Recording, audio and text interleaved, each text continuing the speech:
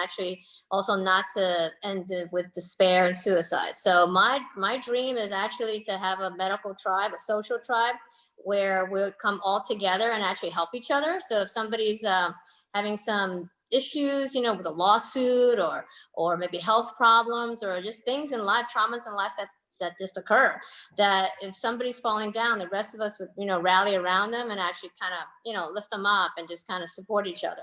Sorry, Florian, if I may just interrupt there, I think that's so powerful. I mean, that's one of the missions and visions of Savvy too, that, we are so taught, we spend decades learning about how to treat others, and we are really good at solving others' problem. It's almost that we've forgotten to take care of each other. You see so many physicians backbiting, and, we have so many troubles within the teams and within the hierarchy of medical teams that we don't even realize we are burnt out. 2 or 3 years ago, I was asked to write a paper for a journal, and more than 50% burnout is documented, and that's just crazy, right? I'm sure, Yosef, you might share similar issues with your profession. I know a lot of lawyer friends who have similar professions. I have a very successful lawyer. He said, yeah, you know what, I used to wake up 4 o'clock every Sunday morning and work. I've not seen free time, and that's how he's so successful. So not only that, a lot of alcoholic problems and drug issues. Yeah. So we so much appreciate you opening up on this topic, and I think only collectively we could really make it a positive profession. So I so appreciate that. No, thank you guys. Yeah, and the lawyers too, absolutely. And and the thing is, my dream is also that because of the medical tribe, that physician suicide is not, and burnout is not going to be on the top part of the list. Yeah. Then the other thing that really concerns me, because I'm a female, is that for some reason the female physicians, they seem to have the highest rate of success in suicide. So when they do it, they really do it, which is scary and concerning, and it breaks my heart. I didn't know that. Oh, that sounds terrible. I mean, obviously there are more challenges they're dealing with, family and kids and all the breaks that are so that come as a result of all that. So wow, that's an eye opener. Yeah, and this is just there's so much to share. But females actually have 70% chance of PTSD from the military. Yeah. So it has to really do with the way our brains are made. Females, we're, if you want, it's like a food analogy. We're wired together like spaghetti. So we can go from one topic to the next and to the next. It's all connected. I mean, right? And I'm sure you know that when you're with your wife, mothers, and sisters. So with the male, brain, it's more of a waffle. Yeah. So you can compartmentalize more. Yeah. So let's say your marriage is falling apart at home. I mean, just horrible, right? But you're able to turn that off and go to the next waffle when you're at work. Okay, so that kind of protects you from the more of the trauma just at that moment. So yeah, what you're saying, yeah. So that's and then my ultimate dream is one day, maybe in 5 years, because this is what I'm doing in the next few years is actually going to be part of the curriculum. I really want to create, and I'm going to need some people to come help me because I'm a global thing. I do need an administrative, a detail person, but I really want to create a medical school whole health curriculum, like you're saying, Ketan, where that, hey, no, we've got to take care of ourselves first. Remember, like in the airport, in the airplane, oxygen for yourself first, right? Yes. And then give oxygen to your family, to your children.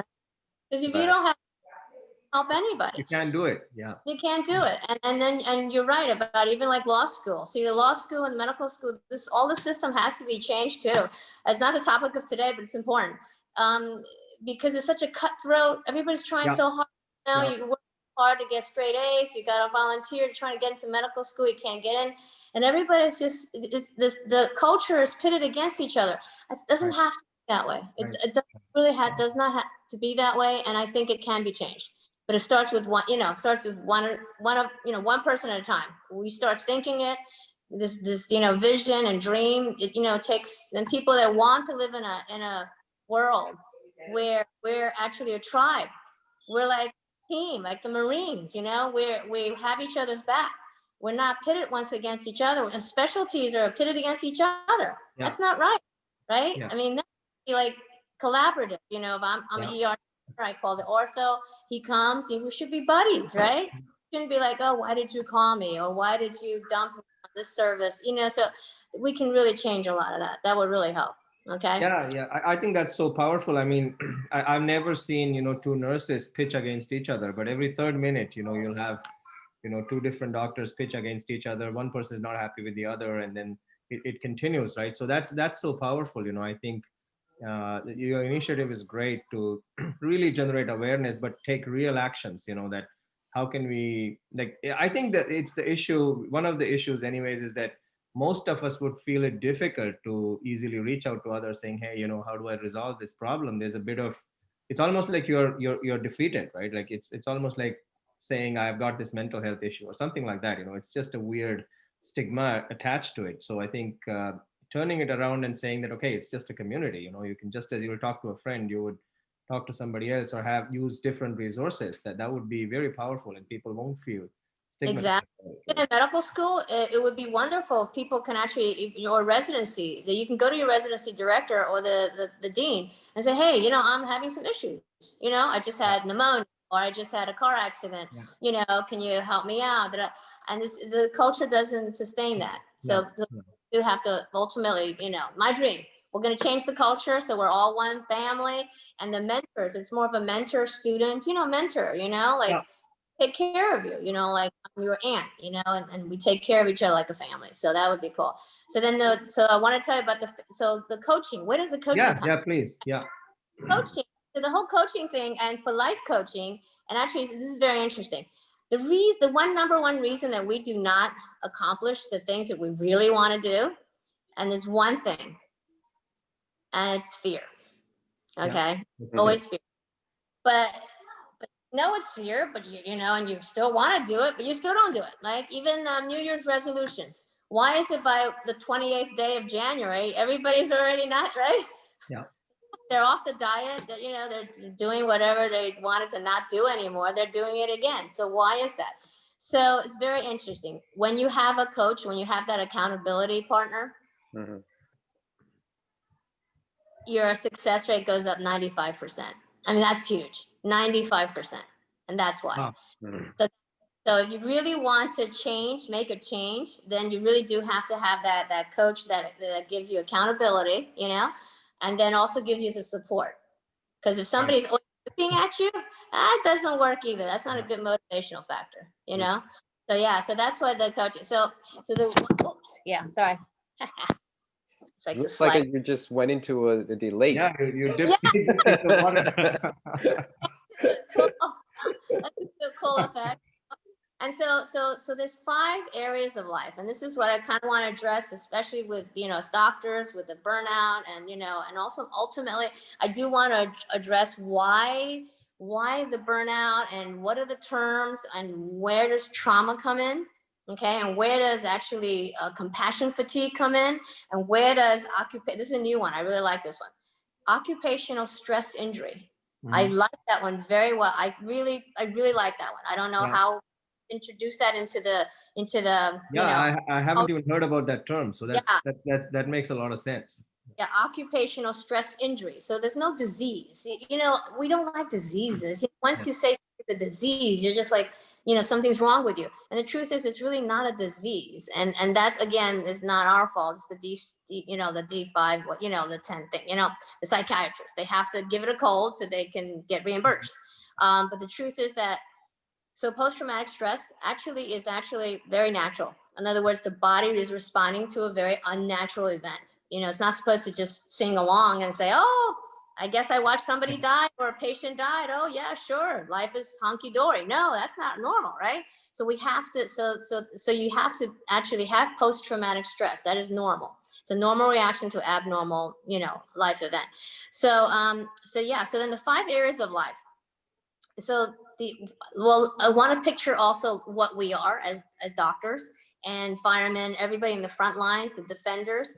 We also sustain moral injury, and there's 2 factors for that. One is we have to care, and we are very caring people. We're the caregivers, right?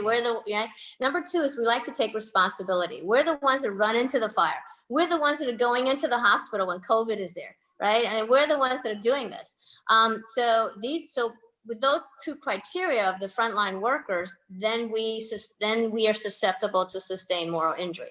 So moral injury or trauma. So the definition of trauma is actually powerlessness and timelessness. So that's why the COVID, this pandemic is really is very concerning. And that's why I think rates are going up. It's because we're powerless. People are dying. Like Dr. Lorna Breen, I didn't know her, but she was an ER chief, in New York City. And basically people were, coming out of the ambulance, out of their cars, and literally they couldn't save them. And just people were just dying and dying. We're not used to that, that's literally like being in a war. And then she got COVID, and then so she had to face that all mortality thing too. But then she went back in to the front lines, and that's when things really, then she definitely manifested the whole PTSD brain thing happened, but no one knew it. No one recognized it. No one knew it.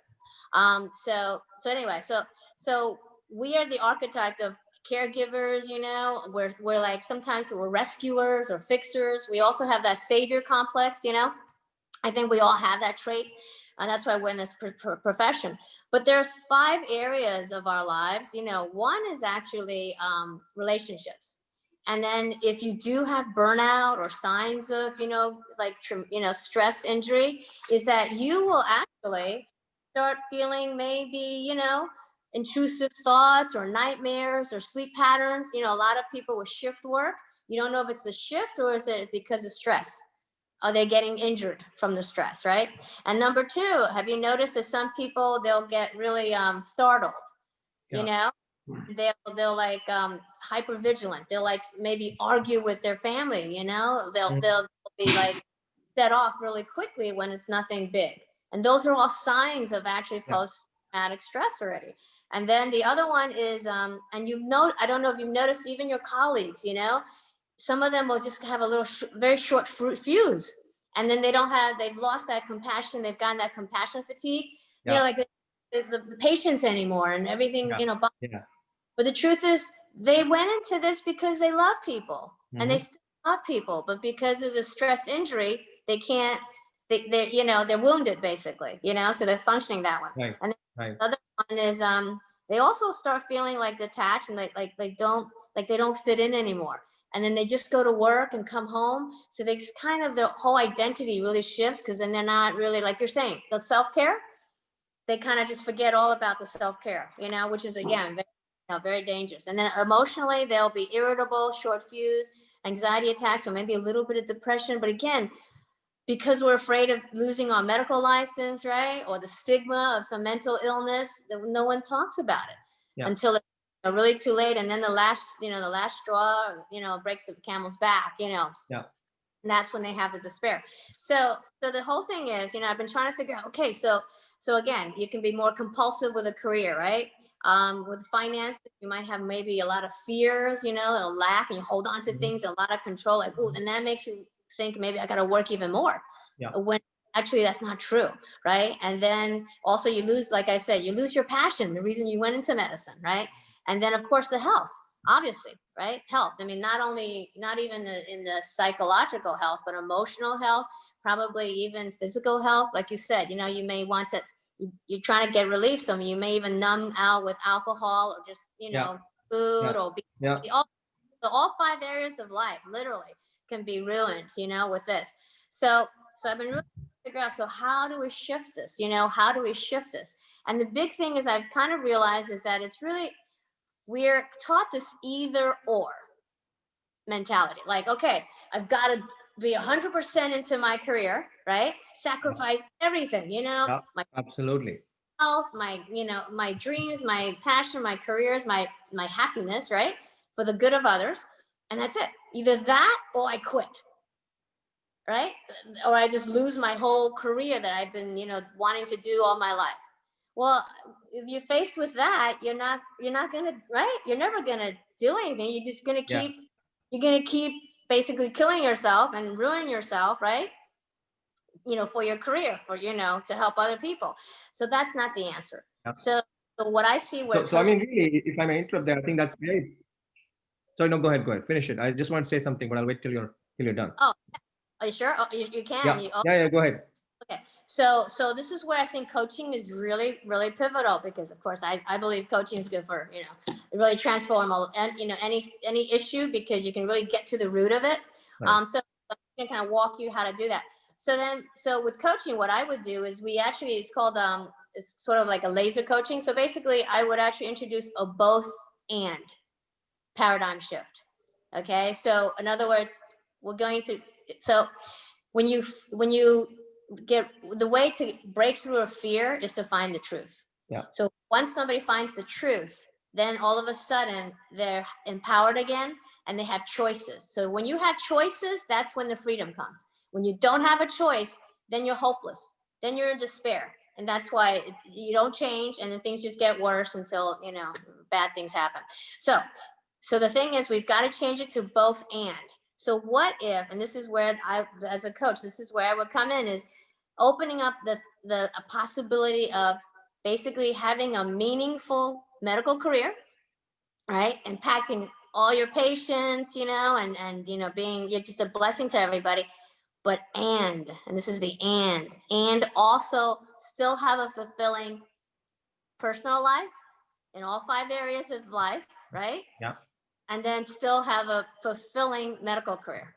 And that is possible. But that's something you have to kind of work it through. But it is totally possible. So so I'll give you some examples, okay? So I'm going to give you some examples of the 5 areas that we can do this. So this is really cool. And these are like real examples, right? So one person was a radiologist, okay?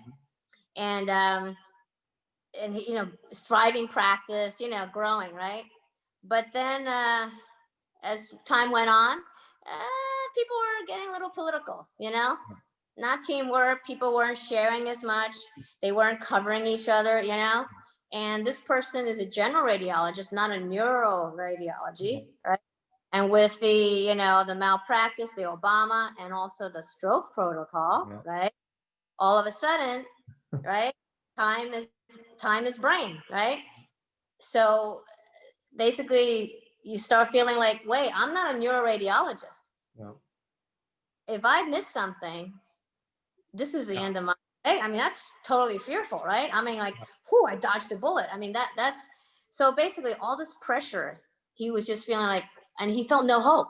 He was like, what am I doing? I'm like stuck here. And I guess, and I didn't get a chance to ask him what made him do it, but I'm glad he did. But he went down the road of self-care and like just asking, I guess he was listening to Tony Robbins, just a coach, right? Who's a coach? Yeah. Basically, he learned to coach himself and become a coach too. And this is what his limiting belief was. Okay. And this is just really amazing. And this is what I would do. This is what a coach would do with you to find your limiting beliefs. So his was, and this is what was keeping him stuck. Okay. He just felt like they had nowhere to go. Mm-hmm. Is that he had this belief that he had to be more and more efficient. Mm-hmm. Whatever, had to be more and more efficient. But then he delved a little bit more. Where's that coming from? I mean, where's that coming from? It's not external. It's never external. It's always internal. So it turned out he had a belief that if he's not more and more efficient and getting better and better all the time, then he's being lazy. Mm-hmm. He's being a lazy bum, and he's going to die. Yeah. Okay. So of course, I don't know who told him that, right? Yeah. It must be, a parent, an aunt, an uncle, who knows, right? Could even have been a friend, you know what I mean? Right? Or a stranger. But we get that. So then once he figured that out, he just challenged it. He said, no, if I'm not efficient, if I'm not, if I'm not more efficient, am I really a lazy bum? No, not at all. Am I really going to die? No, not at all. So then he looked at his finances and he realized, I can go to part-time. Yeah. I can go to part-time. I've got enough to live for 40 years with a lower salary and get my, so he got his life. Yeah, that's powerful, Isn't that amazing, And then another one is short. Do we still have time? Or it's 8:20? Yeah, we got a few minutes. So, I think you really highlighted, I think if I may summarize, and Yosef, you see what you think, it's really understanding your own mindset, and really a reasoned pursuit of enough seems to be at the core of your practice. So I think that's powerful, right? Because all of us have somehow acquired some limiting beliefs, and we really hinge our lives on those pseudo truths, right? So that's very powerful. So I know you want to talk really about maybe we've got 5 more minutes, and if you want to talk about your wheel of life, that Oh, yeah, would be really good. of life. So I don't know if you had a chance to look at it. Let's see. Yeah, I did. Did you have a look, Yusuf? No. We can't see it. But It's you probably have to, it's a you'll background. have to undo your background. That's the only way to see it. So the wheel of life basically just has, it basically covers the 5 areas of life, but it breaks it down a little bit more. So there's, your level of joy, your social life, and it's really like what parts of these are going well, like like 1 to 10. 10, you'd be like, oh yeah, I'm killing it, I'm enjoying it, right? And then 1 or 2 is like you're really struggling. So joy, social life, relationships, and that's where that's really going to come in, right? Especially if you're in burnout, those areas are definitely going to suffer. And then home environment, that's going to suffer too. And the health, and the health goes with health, physical activity, home cooking, right? So that's also, and then the other one's education, career, finances, creativity, and spirituality. So those are, again, those are just broken down of those 5 areas of life, which is just, pivotal. And then, and so I use the wheel of life basically to zoom in kind of where is it? Where is the relief? Where are you stuck? See, that's the whole, where are you stuck? And we're trying to get away from stuck. We're trying to get into that hope, because you don't want to feel hopeless or helpless. That's when depression, anxiety, that's when, and then powerlessness, timelessness, then you're going into trauma, and, that trauma injury, and, so then, and then again, we're out of time, but another time I can share just other transformations in those 5 areas that are really cool. Yeah, but I think the wheel of life is great because in 1 minute it gives you, a scoring system. Your mind will never lie. You can quickly see where your sort of, big fallacies are. Yes, where you're needing nourishment, where your wants to be full, because everybody wants that fullness, in their life. Yeah. Florian, I have a question. Yes. So I myself have mentors and coaches, right? Yes. And I strongly believe that we definitely need someone like that who could be accountable for us. I met a lot of people out there who claims that, coaches, that's for only those who are weak-minded or who cannot take care of themselves. That's so true. So what would you say to them? Yeah, I would say no. Actually, if you work with a coach, you have to think about what good things might open up in your life if you can actually transform your fear and find your truth. Yeah, because and I'll give you even that radiologist, right? He was doing fine, but right? And then I'll give you another example. It's actually a good friend of mine. She's she's an engineer, IT, great career, whatever. But for a while now, so then I figured, hey, because I coach all my friends now, obviously, right? So I asked them, what's your life's dream? If I had one thing that you wanted, what would it be? Because that's always my first thing. What is it? One thing that you want to change that you wish it wasn't in your life? What is it? Or what is one thing you want to be in your life? And she said, well, I really want to get retired. I really want to retire. My husband's already kind of retired and he's lonely at home and I want to travel with him, And I was like, well, why can't you retire? Because empty nesters. So anyway, so I coached her, we just strategically faced her fears. Yeah. That's what stops us. It's always the fears. So we figured out her fears, and her fears were that she didn't have an identity outside of career. She terrified. Yeah, that's amazing. Never thought about it. So that one fear kept her from doing it. And number 2, she felt like, who's going to take care of my group in in the engineering work? Who's going to take care of them? And 3 was, we're going to lose our medical insurance. Yeah. So she never even thought about it, but we strategically addressed each one, right? And I walked her through everything, and she faced each fear, found the truth of the fear, right? Because there were limiting beliefs back in those things. And then basically she's retired now. We started talking in July. She retired in October. Oh, great. She's enjoying it. Wow. That's amazing. She can travel with her husband, see her kids in Colorado and everywhere. And then also she was such a type A, like Yosef, you're saying, a high functioning person, right? She was such a type A. Yeah. She was always, even when she was at like a family dinner, she would answer calls for work. you know, and so now she's in the present and she loves it because she's never been, she's always distracted from her career for like, I don't know, 30, 40, 30 years, 40 years. But now she can literally be present in her life and enjoy her life, you know? Yeah, So that's so powerful. You know, for most of us, the identity is your work, you know, and yeah, at the cost of many other things. So yeah. yeah, that's a very powerful note to end on, you know. So maybe in the last minute, do you have any messages for our group and members and, you know? No, but just again, what good might open up in your life, you know, if you can actually, you know, transform your fear, right? And access your truth and your power and actually improve all these 5 areas of your life, you know? Right. And so, absolutely. So, and I'm actually offering right now just this, a free discovery call. It's like 1 hour and we can actually get a breakthrough. And because we're so high functioning, I'm actually I'm actually looking for beta clients because I'm trying to see, because I think we're so high functioning that I don't think I need to take necessarily to my 12-week course. Right.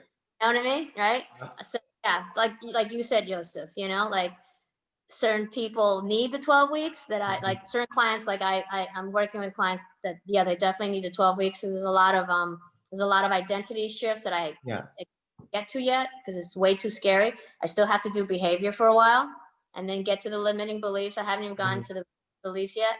And then I go to the identity. So it's a real fine line. You got to be, because if you activate the critter brain, the amygdala, fear, then nothing's gonna happen. Yeah. And you're actually they're gonna stop any progress. So it's very interesting. It's a very interesting career. It really is.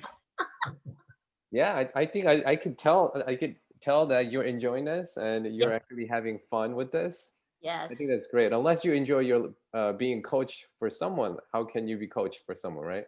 Yeah. Exactly. For sure. Joseph, when you see the transformation, when you see the light bulbs go off, you know what I mean? And you're just like, you see the result and you're like, wow.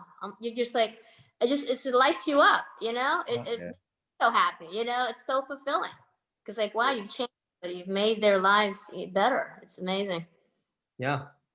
No, that's powerful. I think this is great, you know, message for the weekend and for future, you know. So thank you once again, Florian, for coming online and sharing all these great beliefs and thoughts and methods, you know, to transform yourself. So I'm sure we'll have you back again some other time, you know, to discuss more of these sort of nuances and fine points, you know. So thank you again. Oh, absolutely. Thank you for the opportunity. Later on. So much. Thank you. Okay. Thank you. Bye-bye. Take care, everybody. Bye. Take care. Hold on. Yeah, we're not live. Good. Well, that was great, I think. Did I okay? Yeah. Yes. Oh, yes. Hold on. Let me